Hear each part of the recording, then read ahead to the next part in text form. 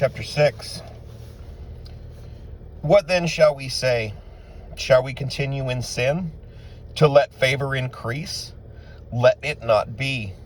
How shall we who died to sin still live in it? Or do you not know that as many of us as were immersed into the Messiah Yeshua were immersed into his death? We were therefore buried with him through immersion into death, that as Messiah was raised from the dead by the esteem of the Father, so also we should walk in newness of life. For if we have come to be grown together in the likeness of his death, we shall be also of the resurrection, knowing this, that our old man was impaled with him, so that the body of sin might be rendered powerless to serve sin no longer. For he who has died has been made right from sin. And if we died with Messiah, we believe that we shall also live with him, knowing that Messiah, having been raised from the dead, dies no more. Death no longer rules over him. For in that he died to sin once for all. But in that he lives, he lives to Elohim. So you also reckon yourselves to be dead, indeed to sin, but alive to Elohim and Messiah Yeshua our Master. Therefore do not let sin reign in your mortal body, to obey it in its desires. Neither present your members as instruments of unrighteousness to sin, but present yourselves to Elohim as being alive from the dead, and your members as instruments of righteousness to Elohim. For sin shall not rule over you, for you are not under the law, but under favor. What then? Shall we sin because we are not under Torah, but under favor? Let it not be. Do you not know that to whom you present yourselves servants for obedience, you are servants of the one whom you obey, whether of sin to death or of obedience to righteousness? But thanks to Elohim that you were servants of sin, yet you obeyed from the heart that form of teaching to which you were entrusted. And having been set free from sin, you became servants of righteousness. I speak as a man because of the weakness of your flesh. For even as you did present your members as servants of uncleanness and of lawless, resulting in lawlessness, so now present your members as servants of righteousness, resulting in set-apartness. For when you were servants of sin, you were free from righteousness. What fruit, therefore, were you having then, over which you are now ashamed? For the end thereof is death. But now, having been set free from sin, and having become servants of Elohim, you have your fruit resulting in set-apartness, and the end everlasting life. For the wages of sin is death, but the favorable gift of Elohim is everlasting life in Messiah Yeshua our Master. Chapter 7. Or do you not know, brothers? For I speak to those knowing the Torah, that the Torah rules over a man as long as he lives. For the married woman has been bound by Torah to the living husband. But if the husband dies, she is released from the Torah concerning her husband. So then, while her husband lives, she shall be called an adulteress if she becomes another man's. But if her husband dies, she is free from that part of the Torah, so that she is not an adulteress, having become another man's. So, my brothers, you also were put to death to the Torah through the body of Messiah, for you to become another's, the one who was raised from the dead, that we should bear fruit to Elohim. For when we were in the flesh, the passions of sin through the Torah were working in our members to bear fruit to death. But now we have been released from the Torah, having died to what we were held by, so that we should serve in newness of spirit and not in oldness of letter. What then shall we say? Is the Torah sin? Let it not be. However, I did not know sin except through the Torah, for also the covetousness I knew not, if the Torah had not said, you shall not covet. But sin, having taken the occasion through the command, did work in me all sorts of covetousness. For apart from Torah, sin is dead. And I was alive apart from the Torah once. But when the command came, the sin revived, and I died. And the command which was to result in life, this I found to result in death. For sin, having taken the occasion through the command, deceived me. And through it, killed me. So that the Torah truly is set apart, and the command set apart, and righteous, and good. Therefore, has that which is good come to become death to me? Let it not be. But the sin, that sin might be manifest, was working death in me through what is good, so that sin through the command might become an exceedingly great sinner. For we know that the Torah is spiritual, but I am fleshly, sold under sin. For what I work, I know not. For what I wish, that I do not practice.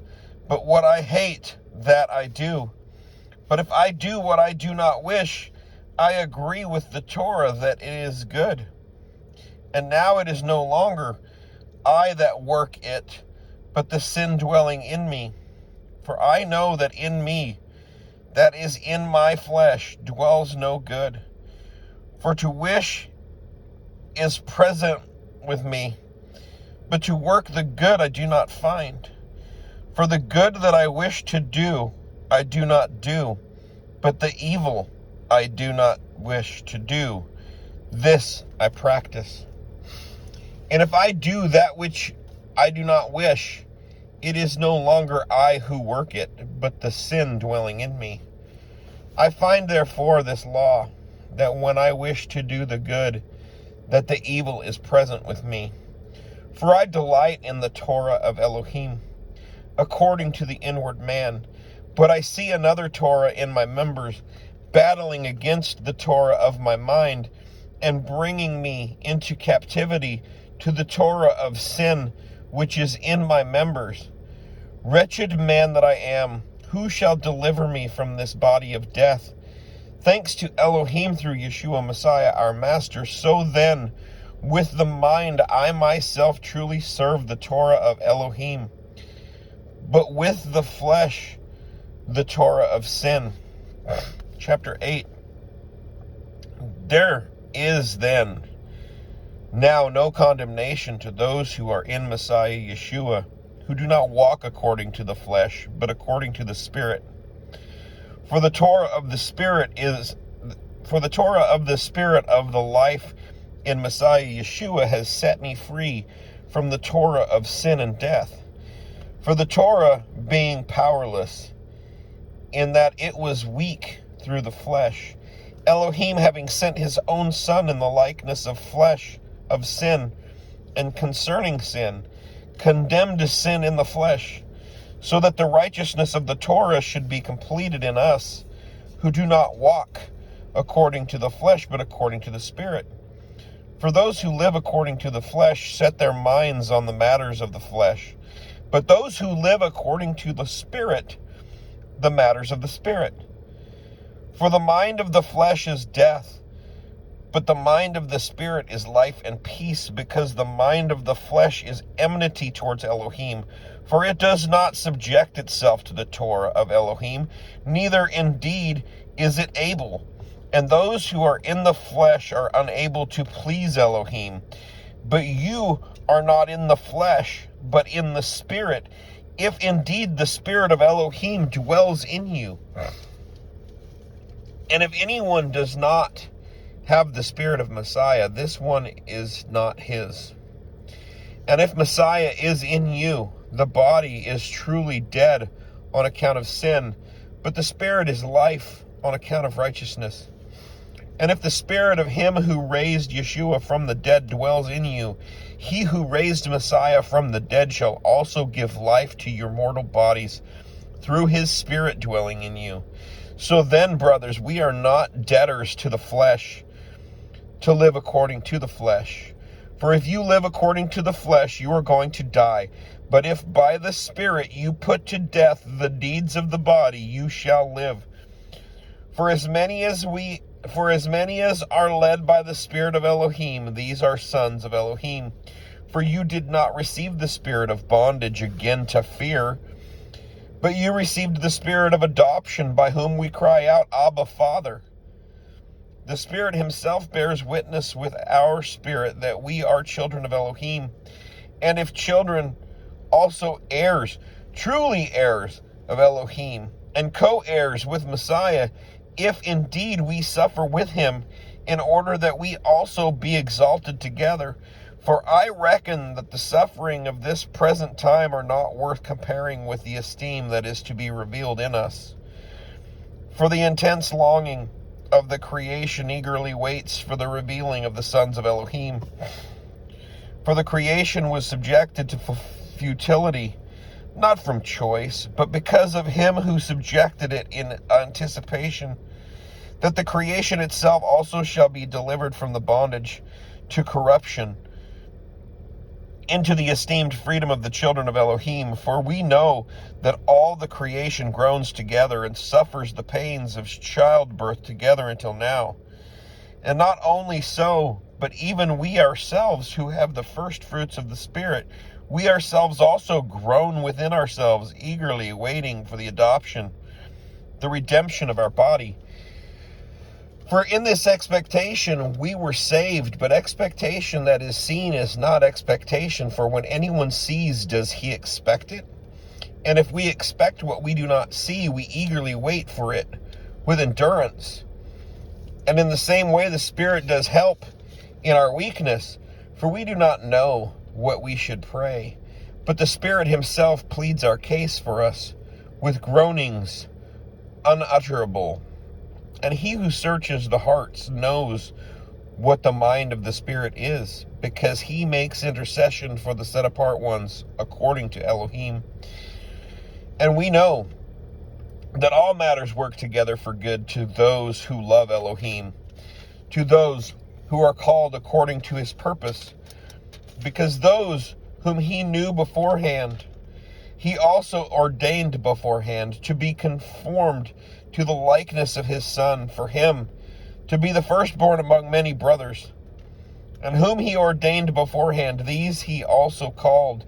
And whom he called, these he also declared right. And whom he declared right, these he also esteemed. What then shall we say to this? If Elohim is for us, who is against us? Truly, he who did not spare his own Son, but delivered him up on behalf of us all, how shall he not, along with him, freely give us all else? Who shall bring any charge against Elohim's chosen ones? It is Elohim who is declaring right. Who is he who is condemning? It is Messiah who died, and furthermore is also raised up, who is also at the right hand of Elohim, who also makes intercession for us. Who shall separate us from the love of the Messiah? Shall pressure or distress or persecution or scarcity of food or nakedness or danger or sword? As it has been written, for your sake we are killed all day long. We are reckoned as sheep of slaughter. But in all this, we are more than overcomers through him who loved us. For I am persuaded that neither death nor life, nor messengers, nor principalities, nor powers, neither the present nor the future, nor height, nor depth, nor any other creature shall be able to separate us from the love of Elohim, which is in Messiah Yeshua our Master. Chapter 9. I speak the truth in Messiah. I do not lie, my conscience also bearing me witness in the set-apart Spirit, that I have great sadness and continual grief in my heart, for I myself could have wished to be banished from Messiah, for the sake of my brothers, my relatives according to the flesh, who are in the children of Israel, to whom is the adoption and the esteem and the covenants and the giving of the Torah and the worship and the promises, whose are the fathers, and from whom is the Messiah according to the flesh, who is over all, Elohim blessed forever. Amen. However, it is not as though the word of Elohim has failed, for they are not all Israel who are of Israel, neither are they all children, because they are the seed of Abraham, but in Yitzhak your seed shall be called. That is, those who are the children of the flesh, these are not the children of Elohim, but the children of the promise are reckoned as the seed. For this is the word of promise. At this time I shall come, and Sarah shall have a son. And not only so, but Ribkah, having conceived by one, our father Yitzhak, yet before they were born or had done any good or evil, in order that the purpose of Elohim, according to choice, might stand, not of works, but of him who calls, it was said to her, the greater shall serve the lesser. As it has been written, Jacob I have loved, but Esau I have hated. What then shall we say? Is there unrighteousness with Elohim? Let it not be, for he says to Moshe, I shall favor whomever I favor, and I shall have compassion on whomever I have compassion. So then, it is not of him who is wishing, nor of him who is running, but of Elohim who shows favor. For the scripture says to Pharaoh, for this same purpose I have raised you up, to show my power in you, and that my name be declared in all the earth. So then he favors whom he wishes, and he hardens whom he wishes. Then you shall say to me, why does he still find fault? For who has resisted his counsel? But who are you, O man, to talk back to Elohim? Shall that which is formed say to him who formed it, why have you made me like this? Does not the potter have authority over the clay, from the same lump to make one vessel for value and another not for value? And if Elohim, desiring to show wrath and to make his power known, with much patience tolerated the vessels of wrath prepared for destruction, and that he might make known the riches of his esteem on vessels of compassion, which he had prepared beforehand for esteem, even whom he called, not only us of the Yehudim, but also of the nations. As he says in Hosea 2, I shall call them my people, who were not my people, and her beloved, who was not beloved. And it shall be in the place where it was said to them, you are not my people, there they shall be called sons of the living Elohim. And Yeshayahu cries out on behalf of Yisrael, though the number of the children of Yisrael be as the sand of the sea, the remnant shall be saved. For he is bringing a matter to an end and is cutting it short in righteousness, because Yahweh shall cut short a matter on the earth. And as Yeshayahu said before, if Yahweh of hosts had not left us a seed, we would have become like Sodom, and we would have been made like Amorah. What shall we say then?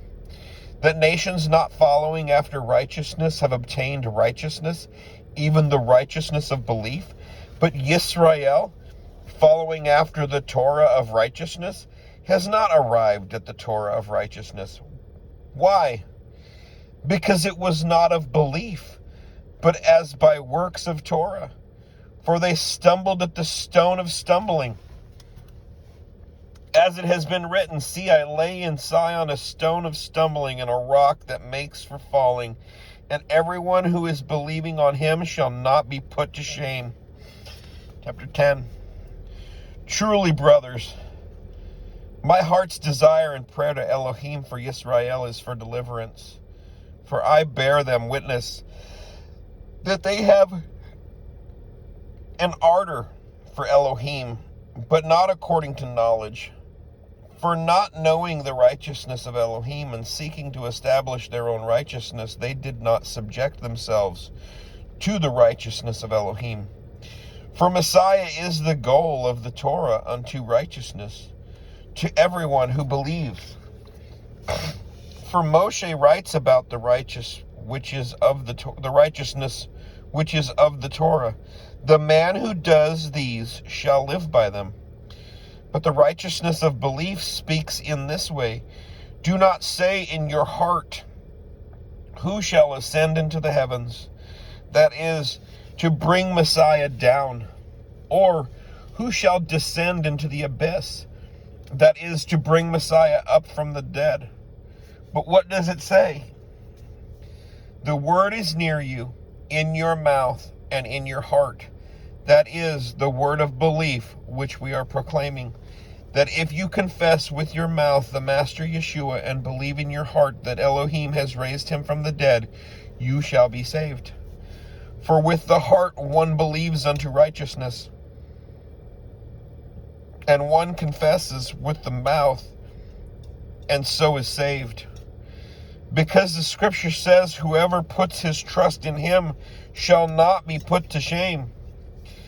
Because there is no distinction between Yehudi and Greek. For the same master of all is rich to all those calling upon him. For everyone who calls on the name of Yahweh shall be saved. How then shall they call on him in whom they have not believed?